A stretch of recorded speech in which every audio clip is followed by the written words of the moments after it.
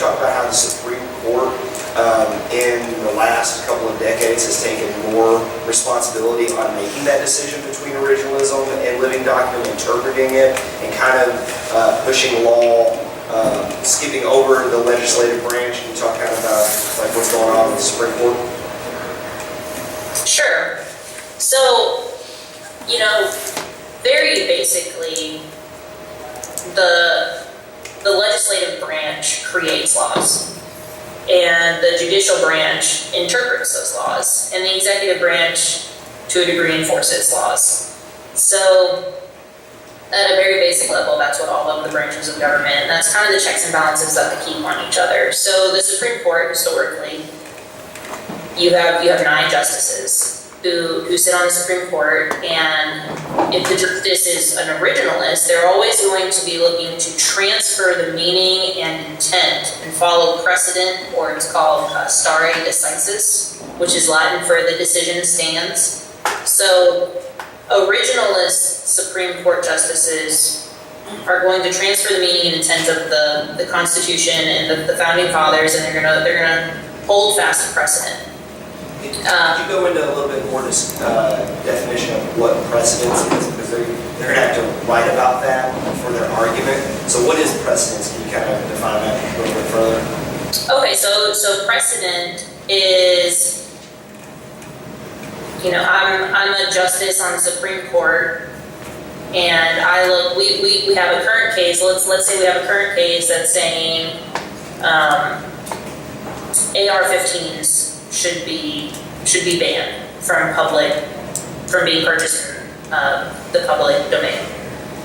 So I'm a Supreme Court justice, currently sitting on a bench. That's the issue that's in front of me. Should citizens have the right to purchase AR-15s?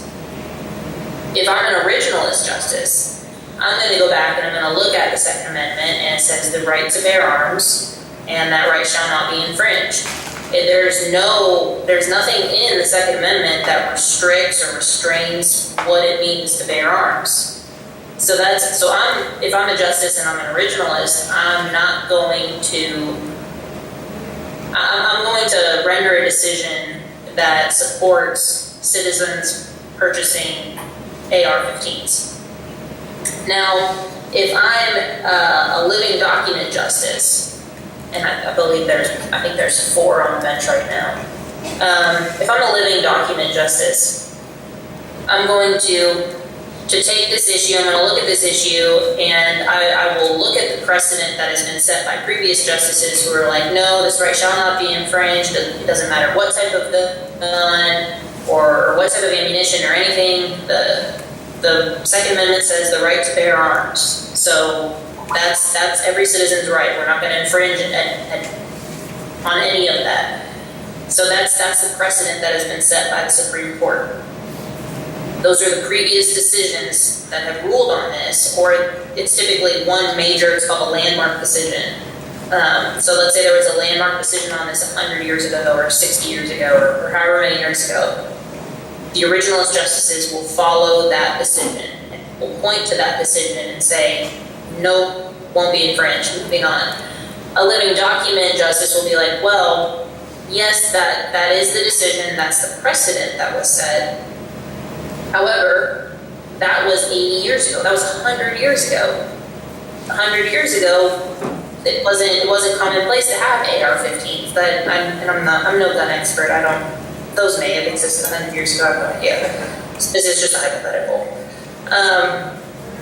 AR-15s weren't, the public had no access to AR-15s 100 years ago. So what does the Founding Fathers surely didn't anticipate that is something, that type of gun didn't exist in the 1700s, certainly.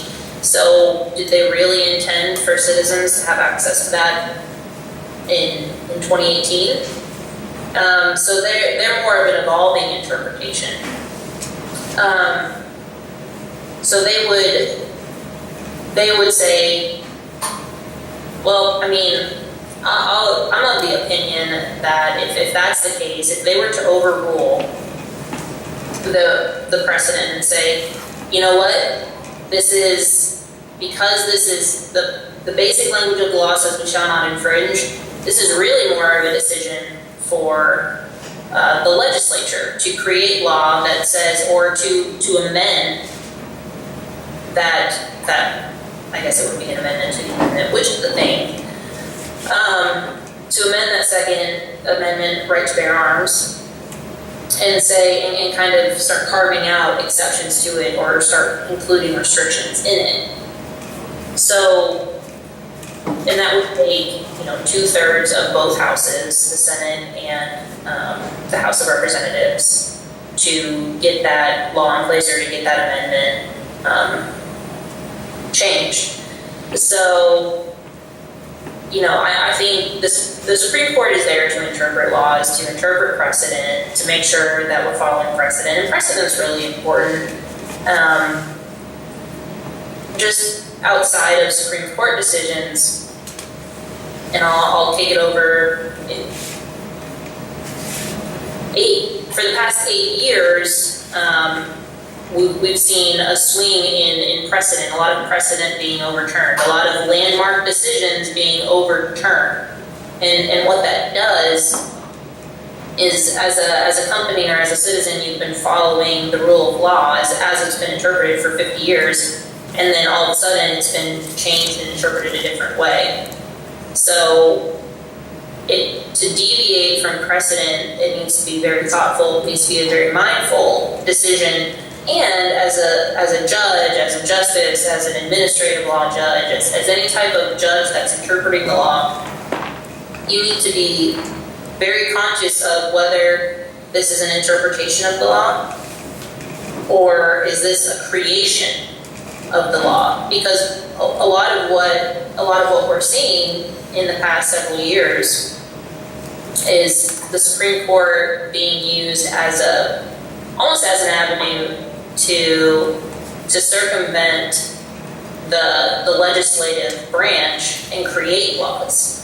There's been a lot of criticism at the Supreme Court level, the circuit district, the various levels of federal courts for creating laws.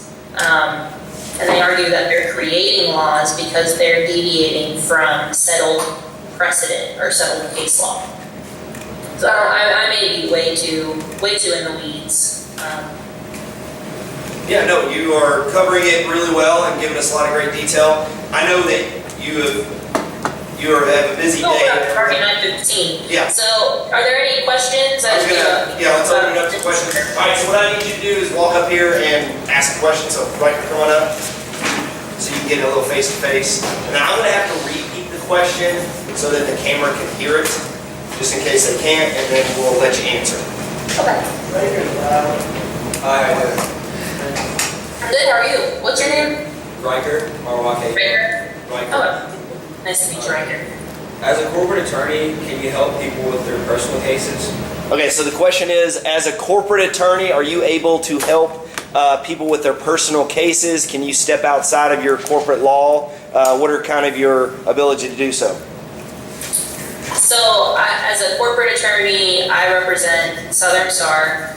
I am allowed to do pro bono work, and pro bono means I can help people privately outside of working hours for free, but I can't go and represent someone in a case somewhere, because to do that would require a lot of time, and it would start to infringe on my working hours and my working time. It would take my focus and attention away from the company. So I can do pro bono work on the side if it doesn't impact my work, but I can't be paid for, representing people personally. Wow.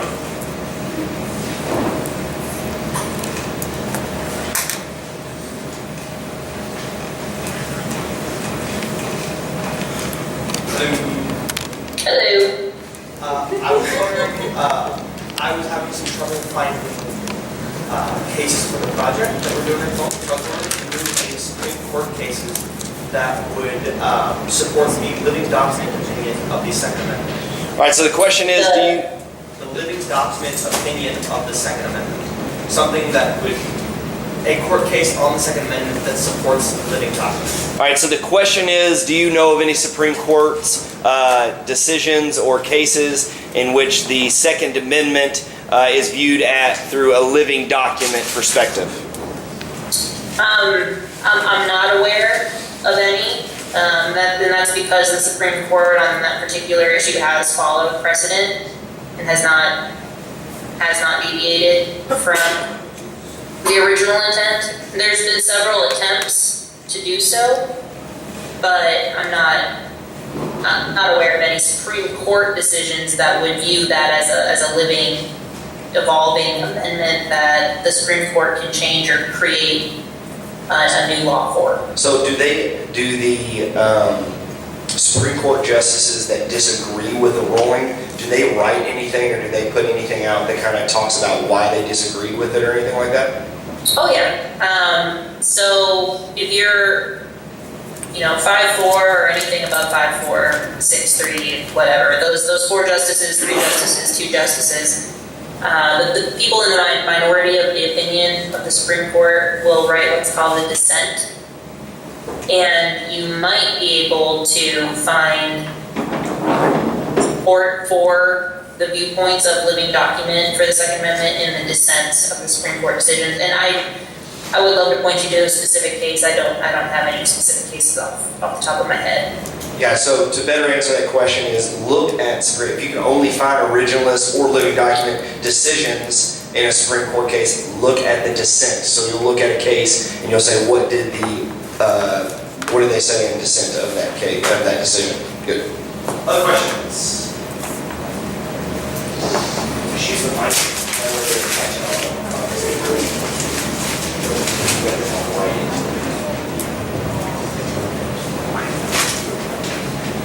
Good morning. Morning. I have a question. What exactly do you go into, when your thought process when you're creating a contract with a different company? Yeah, that's a good question.